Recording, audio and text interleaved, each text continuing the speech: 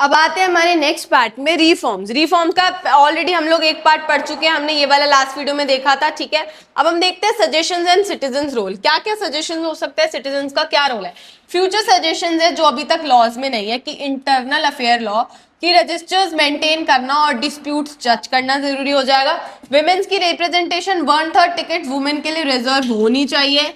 ये तो बल्कि फिर भी आ गया है, ये तो आपका लॉ बन गया है। स्टेट फंडिंग, गवर्नमेंट को इलेक्शन एक्सपेंसेस जैसे कि पेट्रोल, पेपर, कैश देना चाहिए, ठीक है, समझ आ गया। Role of ordinary citizen, citizen का क्या रोल होगा, प्रेशर की, पिटिशंस, पब्लिसिटी और एजिटेशन के थ्रू प्रेशर बनाना है। पिटिशन, कुछ भी गलत हो रहा है तो पिटिशन फाइल करो, पब्लिसिटी में जाओ, एजिटेशन करो, लेकिन इसके खिलाफ आवाज उठाओ, गवर्नमेंट पर क्या बनाओ, प्रेशर बनाओ, ठीक है।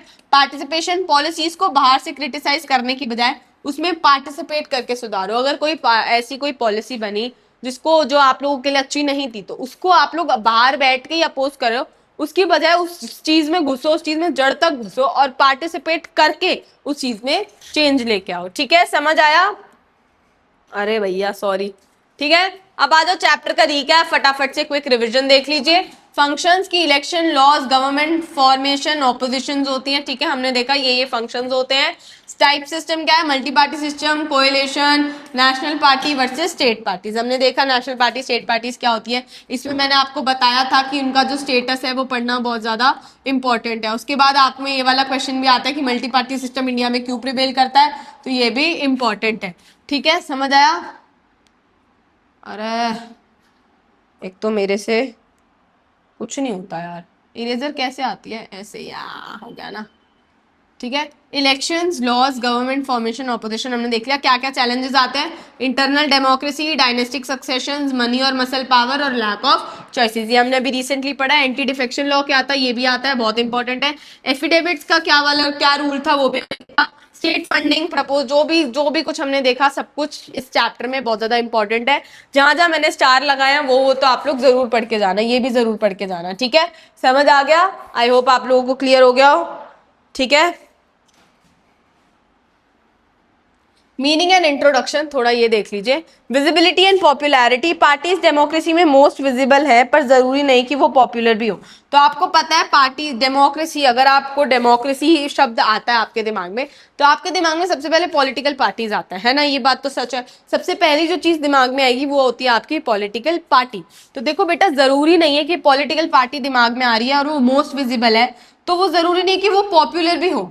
ऐसा तो जरूरी नहीं है ना कि वही चीज पॉपुलर हो, पॉपुलर नहीं है, वो विजिबल है लेकिन पॉपुलर नहीं है। रिमोट एरियाज में लोग कॉन्स्टिट्यूशन को नहीं बल्कि पार्टीज को जानते हैं।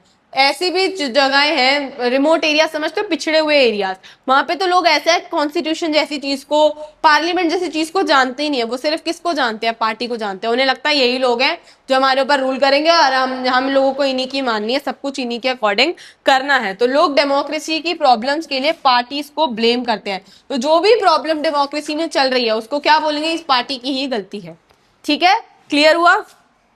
ओके, अब आ जाओ, देखो डेफिनेशन। लोगों को डेफिनेशन, लोगों को एक ग्रुप जो इलेक्शन लड़ना और पावर होल्ड करने के लिए साथ आते हैं। अब क्या डेफिनेशन होती है बेटा इसकी, पॉलिटिकल पार्टीज की, कि जो लोग हैं वो एक ग्रुप में इलेक्शंस लड़ते हैं और पावर होल्ड करते हैं, उसके लिए एक साथ आते हैं, ठीक है। कलेक्टिव गुड, ये पॉलिसीज पर अग्री करते हैं ताकि कलेक्टिव गुड, सबका भला प्रमोट हो सकते हैं। कलेक्टिव गुड का मतलब होता है सबका भला, तो ये ऐसी पॉलिसीज बनाते हैं जिस पर सब लोग अग्री कर सके और उन लोग का भला भी हो सके, ठीक है। अब पार्टनरशिप क्या होती है, पार्टीजनशिप, पार्टी सोसाइटी के एक पार्ट को रिप्रेजेंट करती है, इसीलिए इसमें पार्टीजनशिप यानी कि बायस होती है।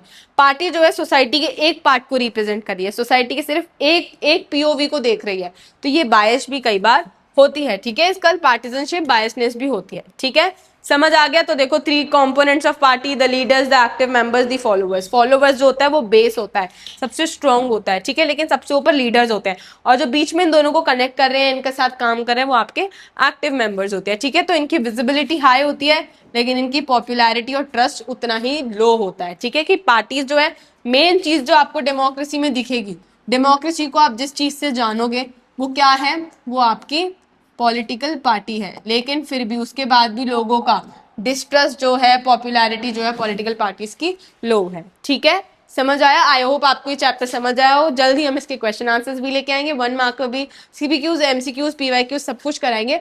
तब तक हमारे चैप्टर को पढ़ लीजिए, चैनल को सब्सक्राइब कर लीजिए, शेयर करिए, वीडियो को लाइक कीजिए और कमेंट में जो मैंने पूछा था उसका आंसर जरूर देना, ठीक है? Thank you and all the best for your exams.